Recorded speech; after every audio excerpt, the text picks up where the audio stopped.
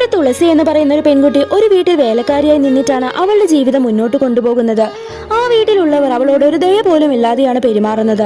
അങ്ങനെ ഒരു ദിവസം അവൾ മുറിയൊക്കെ ക്ലീൻ ചെയ്തുകൊണ്ടിരിക്കുമ്പോൾ ടിവിയിൽ സിൻഡ്രല്ലയുടെ സ്റ്റോറി അവൾ കാണും. അത് കണ്ട ഉടനെ തന്നെ അവൾക്ക് സിൻഡ്രല്ലയുടെ പോലത്തെ ഡ്രസ്സ് ഇടണമെന്നുമൊക്കെ ആഗ്രഹം വരികയാണ്. അങ്ങനെ ഒരു ദിവസം അവൾ മാർക്കറ്റിൽ പോകുന്ന സമയം ഒരു ഷോപ്പിൽ സിൻഡ്രല്ലയുടെ പോലത്തെ ഡ്രസ്സ് അവൾ കാണും.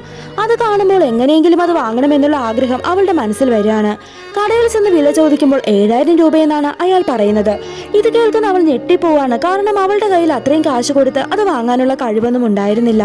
അങ്ങനെ അവൾക്ക് ആ ഒരു ഡ്രസ്സ് വേണമെന്നുള്ള അതിയായ മോഹമുള്ളത് കൊണ്ട് തന്നെ എങ്ങനെയെങ്കിലും കാശ് സ്വരുക്കൂട്ടി വെച്ച് ആ ഒരു ഡ്രസ്സ് വാങ്ങാനായിട്ട് അവൾ തീരുമാനിക്കുകയാണ്. അങ്ങനെ ഇപ്പോൾ ചെറിയ ചെറിയ ജോലികളൊക്കെ ചെയ്ത് കാശ് സംഘടിപ്പിച്ച് അവൾ കടയിൽ ചെന്ന് ആ ഒരു ഡ്രസ്സ് വാങ്ങുന്നുണ്ട്. ഡ്രസ്സ് കിട്ടിയ സന്തോഷത്തിൽ അവൾ വീട്ടിൽ വന്നിട്ട് സിൻഡ്രല്ലയെ പോലെ ഡാൻസ് ഒക്കെ കളിക്കുന്നു. ഇത് ആ വീട്ടിലെ രമ്യ എന്ന് പറയുന്ന പെണ്ണിന്റെ ഫ്രണ്ട് റോബിൻ കാണാണ്. അവൻ അവളോട് ഒരു ഇഷ്ടം തോന്നുന്നുണ്ട്. പെട്ടെന്ന് രമ്യ വന്ന് അവനെ വിളിച്ചുകൊണ്ടും പോകുന്നു. ഇപ്പോൾ രമ്യയുടെ ബർത്ത്ഡേ ദിവസം വരെയാണ്. ആ വീട്ടിൽ വലിയ പാർട്ടിയൊക്കെ തന്നെയാണ് ആ ഒരു ദിവസം നടക്കുന്നത്. രമ്യയ്ക്ക് റോബിനോട് ഒരു ഇഷ്ടമുണ്ട്. അതുകൊണ്ട് തന്നെ ഈ ഒരു ബർത്ത്ഡേ ദിവസം അവനെ പ്രപ്പോസ് ചെയ്യാനാണ് അവളുടെ പ്ലാൻ. എന്നാൽ ആ പാർട്ടിയിൽ തുളസിയെ സിൻഡ്രല്ല ഡ്രസ്സിൽ റോബിൻ കാണുകയും അവൻ അവളെ ചെന്ന് പ്രപ്പോസും ചെയ്യുന്നു. മറുവശത്ത് കേക്ക് കട്ട് ചെയ്യാറായപ്പോൾ രമ്യ റോബിനെ തിരക്കി വരുമ്പോൾ കാണുന്നത് തുളസിയെ പ്രപ്പോസ് ചെയ്ത് നിൽക്കുന്ന റോബിനെയാണ്. ഇത് കാണുന്ന രമ്യയ്ക്ക് അവളോട് ഭയങ്കരമായി ദേഷ്യം വരുന്നു.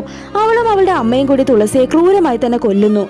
അങ്ങനെ തുളസി മരിച്ചതിന് ശേഷം അവളുടെ ആത്മാവാകട്ടെ രമ്യയും അവളുടെ അമ്മയും കൊല്ലുകയാണ്.